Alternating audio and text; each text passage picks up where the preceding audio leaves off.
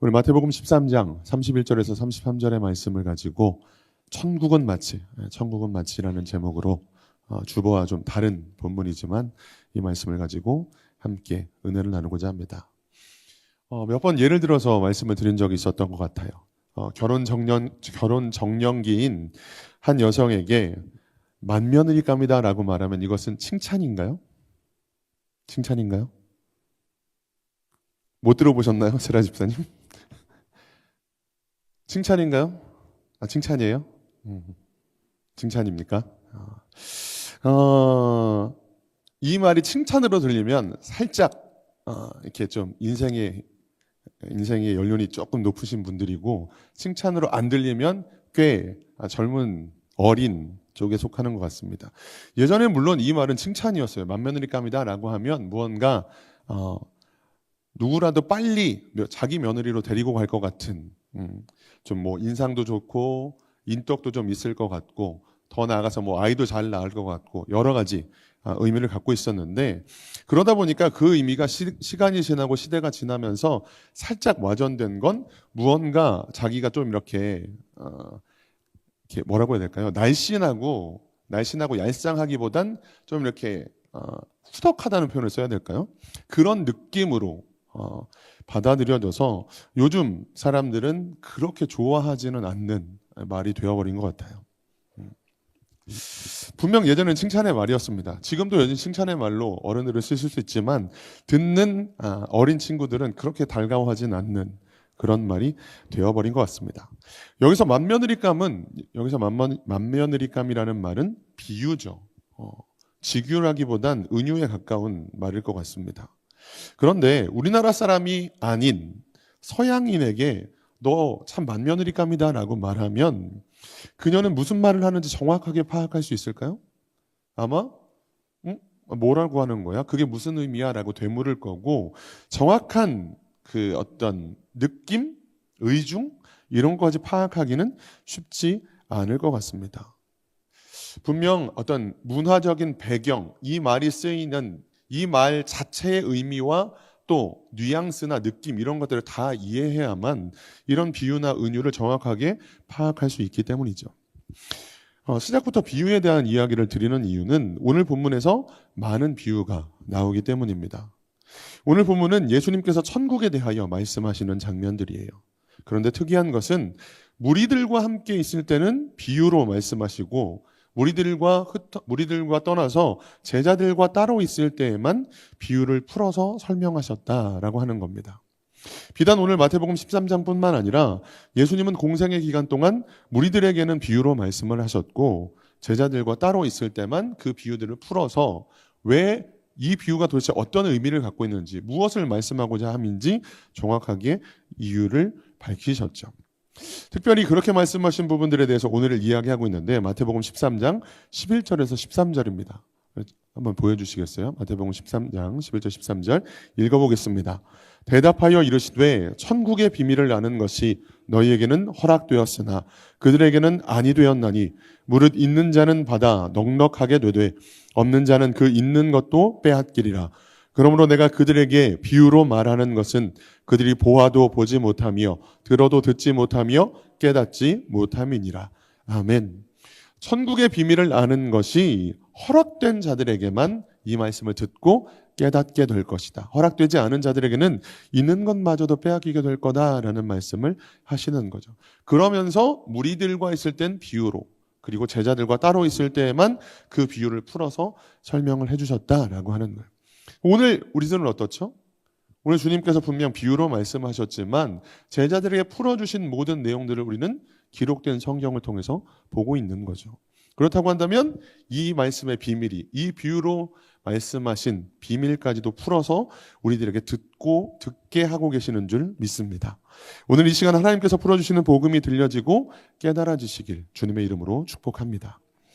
마태복음 13장은 예수님께서 천국에 대해서 말씀하셨다라고 이야기 드렸는데, 우리가 잘 아는 4가지 밭의 비유로 이야기를 시작하십니다.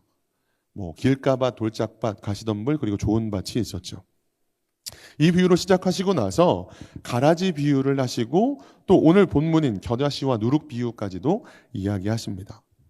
그 중에서도 뭐 다른 말씀들은 다음에 기회가 되면 나누기로 하고, 오늘은 겨자씨와 누룩에 대한 이야기를 할 거니까 마태복음 13장 31절 말씀 제가 한번 읽어드릴게요. 또 비유를 들어 이르시되 천국은 마치 사람이 자기 밭에 갖다 심은 겨자씨 한 알 같으니 라면서 오늘 말씀을 시작하십니다. 천국이 뭐와 같다고요? 자기 밭에 심은 겨자씨 한 알 같다. 예수님은 왜 겨자씨를 예로 들어서 말씀하셨을까요? 겨자씨를 보신 적 있으신가요? 있으세요? 황현호 권사님 보신 적 있으시대요. 전 한 번도 못 봤습니다. 물론 이미지로는 본 적이 있는데 실제로 겨자씨를 본 적은 없어요. 네, 서두에 제가 맏며느리 이야기를 드렸잖아요. 우리는 맏며느리라고 하면 이게 무슨 의미다? 뭐야 지금 나 살짝 비꼬는 거야? 뭐 이런 식으로 뉘앙스까지 알아서 정확하게 이해를 했는데, 외국인이 서양인이 맏며느리감이다라는 말을 들으면 이해가 어려웠을 거다라고 말씀을 드렸죠.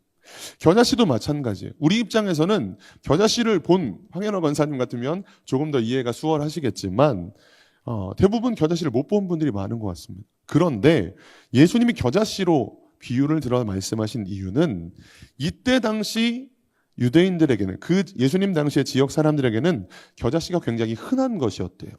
그래서 겨자씨라고 하면 당연히 안 본 사람이 오히려 없을 정도로 다 보았고 그것이 얼마나 작은지까지도 분명히 아는 사람들이 대부분이었다라고 하는 거죠. 그런데 이 겨자씨는 눈에 잘 띄지도 않을 만큼 작고 크기가 약 1mm 정도 된다고 하더라고요. 그런데 이 1mm 정도밖에 되지 않는 겨자씨가 땅에 심겨져서 완전히 자라면 평균 2m 정도로 크고, 큰 것은 3m가 될 정도로 엄청나게 큰다라고 하더라고요. 1mm짜리가 2m가 되고 3m가 된다고 하는 건 엄청나게 커지는 거죠. 그런데 이 겨자씨에 비유한 게 뭐라고요? 천국이 마치 이 겨자씨와 같다라고 이야기를 하시는 거예요. 1mm밖에 되지 않는 작은 겨자씨가 밭에 심겨진 것과 같다라고 이야기를 하시는 겁니다. 이 땅에 오신 예수님은 왕궁에 태어나셨나요? 아니죠. 베들레헴 마국간 말구유에 태어나셨습니다. 일개 목수의 아들로 태어나셨죠. 그야말로 하찮은 지위와 신분의 소유자일 뿐이었다라고 하는 거예요. 본격적으로 사역을 시작하신 이후에도 예수님과 12제자들의 무리는 그때 당시 다른 쿰난 공동체나 바리새인 무리들과는 비교도 되지 않을 만큼 작고 보잘것없는 모습이었습니다.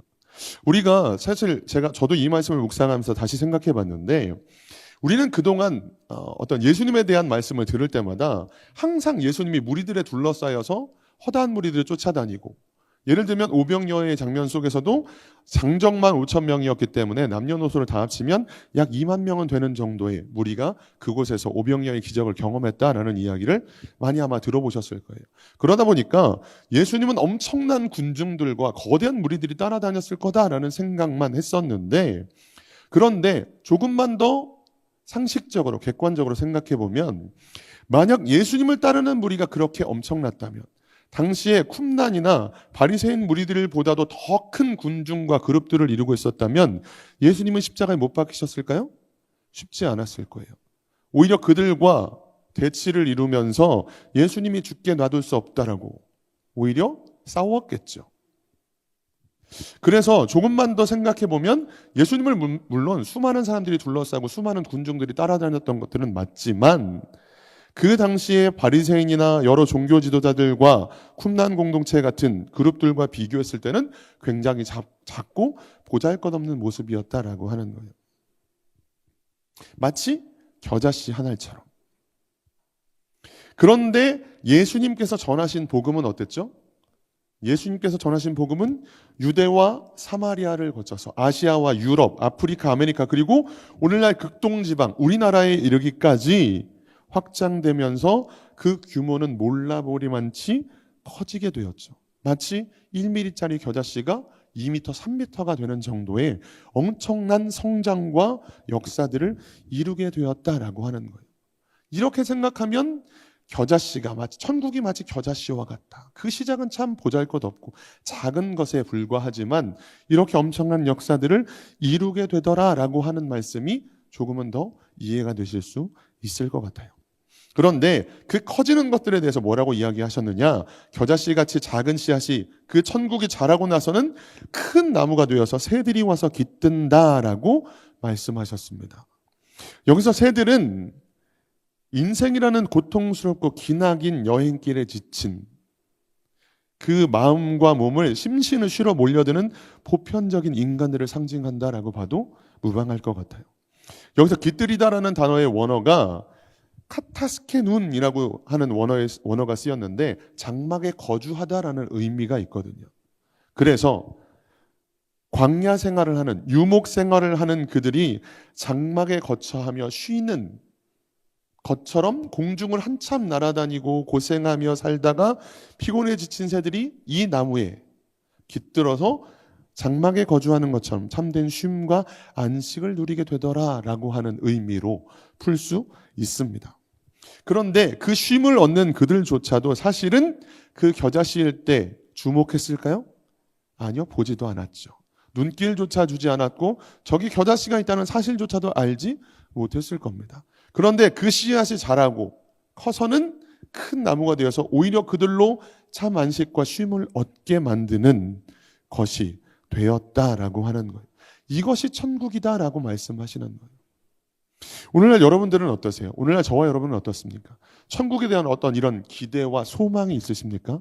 아니면 너무 작아 보여서 보이지도 않는 하나님의 어떤 역사, 하나님의 어떤 일하심이 보이지도 않는 모습은 아닌가라는 생각들을 해보게 되는 거예요. 나는 과연 천국에 대해서 어떤 소망을 갖고 있는가? 어제까지도 원장식 장로님의 장례가 있었습니다만 꼭 무슨 장례를 치를 때에만 아니면 나의 날이 얼마 남지 않았구나라는 생각을 하게 될 때에만 천국에 대해서 소망을 하거나 우리가 천국에 있으니까 슬프지만 천국에서 다시 만날 것들을 기대하면서 우리가 천국에 소망을 두고 살아야 됩니다라고 하는 그때만 나누는 말들이 아니라 과연 우리의 일상 속에 천국을 과연 얼마나 기대하고 그리고 살아가고 있는가라고 하는 거예요. 다시 말씀을 보면 천국이 뭐라고요? 자기 밭에 갖다 심은 겨자씨 한 알과 같다라고 얘기했다고요. 과연 저와 여러분들의 삶 속에 이 겨자씨 한 알과 같은 천국을 심고 있는가? 사모하고 있는가? 그것을 바라고 있는가라고 하는 거예요. 크고 나서는 무시했던 자들도 관심을 두지 않았던 자들도 오히려 그것에 깃들어서 쉬겠지만 그렇지 않았을 때, 여전히 작았을 때 우리는 어떻게 하고 있느냐라고 하는 거예요. 겨자씨 하나를 심다, 겨자씨 하나를 심는 것과 같다라고 말했을 때 이 심는 게 스페이로라는 원어가 쓰였는데 큼직한 씨앗이나 묘목을 손으로 하나하나 심는다는 의미가 아니라 작은 씨앗들을 흩뿌린다라는 의미를 지니고 있습니다. 여기서 생각해 볼 수 있는 게 뭐냐면 천국의 씨를 겨자씨와 같은 천국을 가지고 와서 내 밭에 심어요. 그런데 어느 정도 자란 묘종이나 묘목이 아니라 작은 씨앗들을 너무 작아서 여러 가지 씨앗들을 한 줌 지고 이렇게 흩어 뿌렸다는 거예요. 한글 성경은 약간 오해의 소지가 있어서 하나하나를 심었다 이런 느낌인데 원어의 의미는 너무 작은 겨자씨다 보니까 한 줌 지고 이렇게 뿌리면서 다닌 거예요. 자기 밭에. 여기서 제가 무슨 생각이 들었느냐면 그 겨자씨 같은 천국이 너무 작은 것처럼 느껴지다 보니까 내 삶에 이것으로 인해서 내가 실족하고 낙심하게 될 때가 있겠구나라는 생각이 드는 거예요. 우리가 그런 얘기 하잖아요. 무언가 새롭게 사업을 시작한다던가 어떤 일을 시작한다던가 무엇을 시작할 때 그래도 어느 정도 규모가 있는 걸로 시작하면 좀 더 좋지 않을까라는 생각을 합니다. 예를 들면 오래도록 직장 생활을 하다가 좀 어떤 계획을 가지고 새롭게 이제는 내 사업, 내 일, 내 가게를 해야지 라고 하면서 새롭게 시작할 때 작은 평수 하나 가지고 시작하는 게 좋아요? 아니면 그래도 어느 정도 좀 규모를 갖춰서 여기 뭐 괜찮은 집 하나 새로 생겼나 보네? 뭐 이런 느낌이 드는 게 더 나을까요? 아마 모르긴 몰라도 대부분 그래도 좀 더 갖추고 뭐 이런저런 시설들도 웬만한 거 다 갖춰져 있고 거기 없는 게 없어. 거기 참 괜찮은 것 같더라. 깨끗하고 인테리어도 괜찮고 규모도 좀 있어서 사람들도 많이 오더라. 어느 것이 더 좋으세요? 아무래도 분명 후자 쪽일 겁니다. 그런데 하나님께서 우리의 삶을 인도하시는 것도 기왕이면 그래도 좀 더 갖추고 시작하면 좋지 않을까요? 하나님 2025년을 새롭게 시작하는데 시작부터 뭔가 좀 잘 안 풀리는 것 같고 뭔가 좀 잘 안 되는 것 같은 것보다는 그래도 새로운 한 해를 시작하면서 하나님 시작부터 뭔가 좋은 것들을 막 길을 열어주시고 뭐 예를 들면 그 어떤 거래처에서 막 커다란 수주를 따오고 막 이런 걸로 시작할 수 있으면 더 좋을 거 아니에요. 그렇게 생각하지 않나요? 그런데 이 작은 씨앗을 뿌린다는 것 자체가 그래도 어느 정도 자라서 조금만 이거 당신 밭에다가 이거 사장님 밭에다가 옮기셔서 몇 년만 지나면 바로 3m 정도 자라고 거기서 뭐 깃들게 될 거고 여러 가지 유익을 얻게 될 겁니다. 이렇게 시작하는 거하고 크면 3m가 되니까 걱정 마세요 하면서 요만한 거 하나 주면서 막 뿌리라고 하는 것과 분명 다를 거라고요. 근데 제가 어느샌가 그런 기대를 하고 있었구나라는 생각을 요 즈음에 계속 하고 있었던 거예요. 내가 요즘 내 마음이 낙심하고 실망하고 좌절하고 있었던 어떤 부분들이 바로 이 말씀에 적용되는 거구나. 이 작은 겨자씨 하나 같은 씨앗이 아니라 나는 그래도 어느 정도 이미 자라서 조금만 있으면 바로 열매를 딸 것처럼 보이는, 조금만 있으면 무언가 성공이, 어떤 결실이, 어떤 결과가 나타나게 될 것들을 바라는 것들이, 그게 내가 하나님 앞에 구하고 기도했던 게 아니었던가라는 생각을 하게 됐다는 거예요.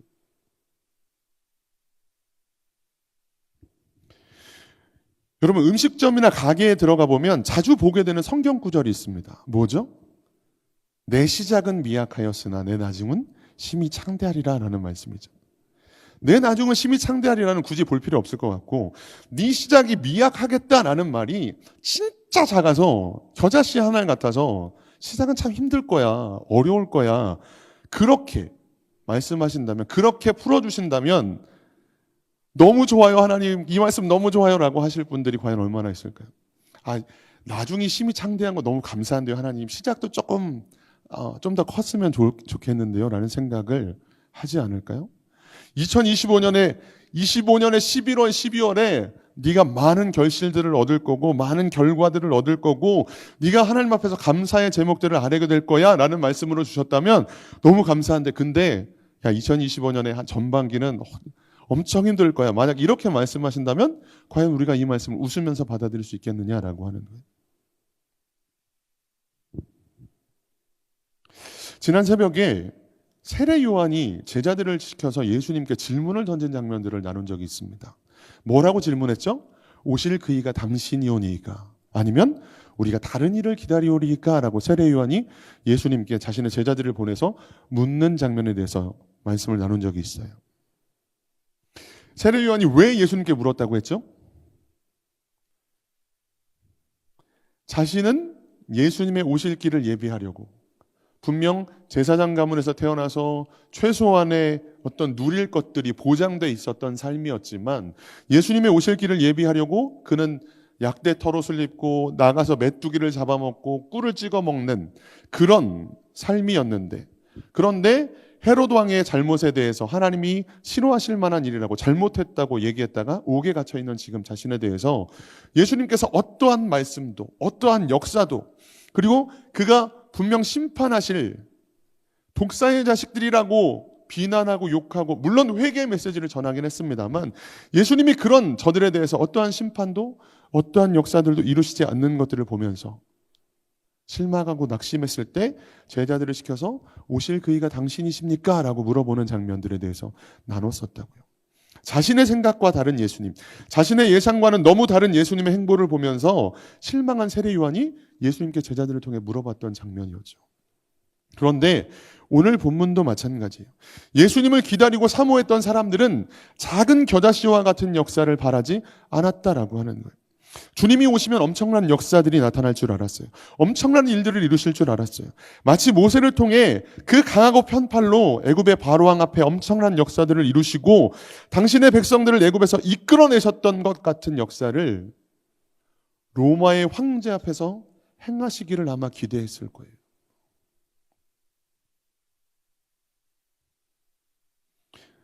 다윗의 때처럼 문 나라들이 엎드려 복종하고 하나님의 나라를 이뤄갈 것들을 기대했을 거라고요. 그런데 예수님이 어떻게 오셨다고요?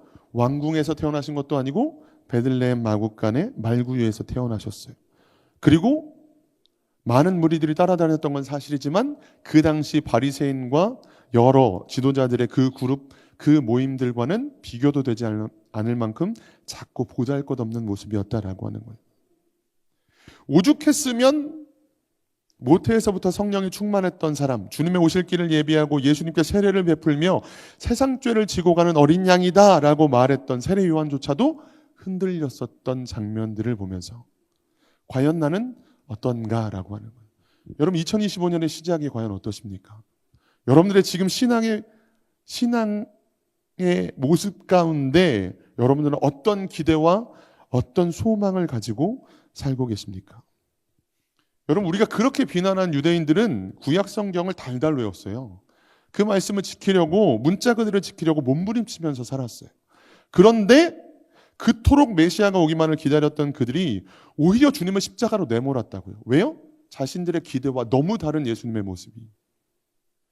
그 엄청난 능력과 역사로 애굽에서 행하셨던 하나님처럼 로마에 행하시고 자신들을 로마의 속국에서 자유롭게 하시고 오히려 그 로마가 자신들의 앞에 고개 숙이고 엎드리게 될 것들을 기대했던 저들에게 예수님의 모습은 작은 겨자씨 하나처럼 보였다라고 하는 거예요.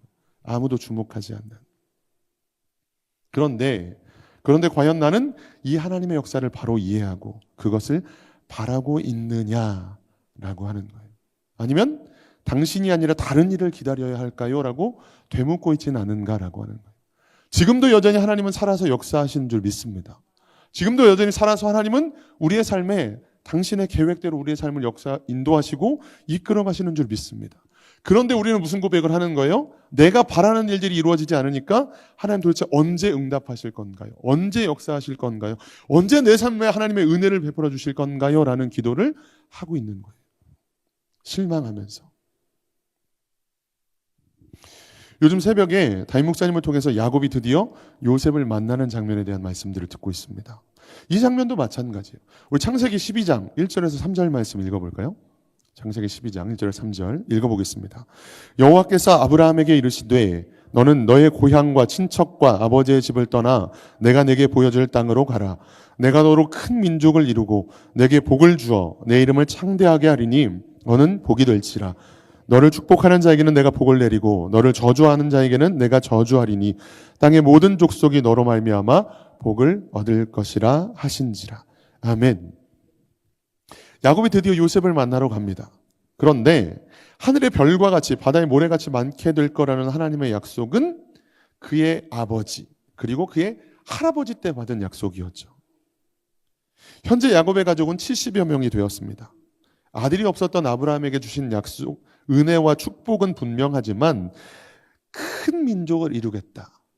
또 여러 다른 구절에서 하늘의 별처럼 바다의 모래같이 많아지게 될 거다라고 하는 말씀과 비견될 만한 수는 아니었죠.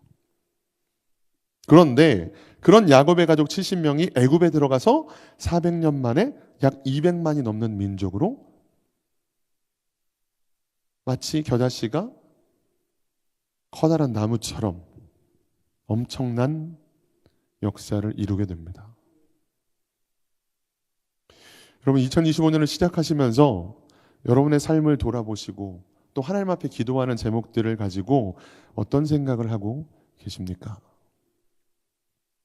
내가 바라는 모습, 내가 기대했던 하나님의 역사, 내가 구했던 어떤 응답이 이루어진다면 이렇게 이루어져 갈 거야 라고 하는 생각들 때문에 오히려 낙심하고 오히려 실망하고 오히려 기도를 쉬고 계시지는 않습니까? 오늘 천국이 뭐와 같다고요? 자기 밭에 갖다 심은 작은 겨자씨 한 알과 같다고. 그러나 그것이 자란 이후에는 오히려 커다란 나무가 되어서 관심조차 없었던 자들, 거기 겨자씨가 있었다는 것도 알지 못했던 자들조차도 그 인생의 고단한 짐을 가지고 와서 쉬겠다라고 이야기하시는 거예요. 지금은 우리들의 삶을 누구도 주목하지 않을 수 있습니다. 누구도 우리가 겨자씨를 심는 것과 같은 이 모습에 미련하다고 어리석다고 할지도 모르겠어요. 너 그거 한다고 뭐 달라지겠니? 라고 하는 것. 그러나 그 70명이 애굽에 들어가서 400년 만에 200만이 넘는 엄청난 민족으로 하나님의 약속을 성취하시는 장면들을 봅니다. 누룩도 마찬가지죠. 누룩이 들어가서 그 밀가루 반죽을 엄청나게 부풀어 오르게 합니다. 그런데 이 누룩 비유도 깨닫지 못하게 됐던 이유들은 사실 구약 성경에서 누룩은 계속해서 부정적인 의미로 쓰였거든요. 그런데 천국을 누룩에 비유해서 말씀하시는 거예요. 그러니까 이 구약 성경에 통달해 있던 저들에게는 천국을 누룩으로 비유하는 것 자체가 말도 안 되는 일일 뿐더러 이해할 수 없었던 이야기가 되는 거죠. 그러나 여기서는 구약에서 부정적인 의미로 쓰인 누룩이 아니라 그 누룩의 효능으로만 예수님께서 천국에 대한 말씀들을 하고 계십니다. 말씀을 마치겠습니다. 여러분, 우리의 시작이 정말 작은 겨자씨들을 너무 작아서 하나하나 심는 것도 아니고 뭉탱이로 이렇게 흩어뿌리는 것 같은 그런 모습이라고 할지라도 하나님께서 그 하나하나가 커다란 나무가 되어서 수많은 사람들이 와서 깃들고 쉼을 얻게 되는 놀라운 역사들을 이루게 될 줄 믿습니다. 2025년의 시작이 겨자씨 하나과 같았다면 2025년의 마지막은 또 우리의 인생의 마지막은 주님 앞에서 네가 참 열심히 심었고 잘 자라게 했구나. 하나님 앞에 열매를 보여드릴 수 있는 착하고 충성된 종으로 칭찬받으실 수 있는 저와 여러분들이 되시기를 주님의 이름으로 축복합니다. 기도하겠습니다.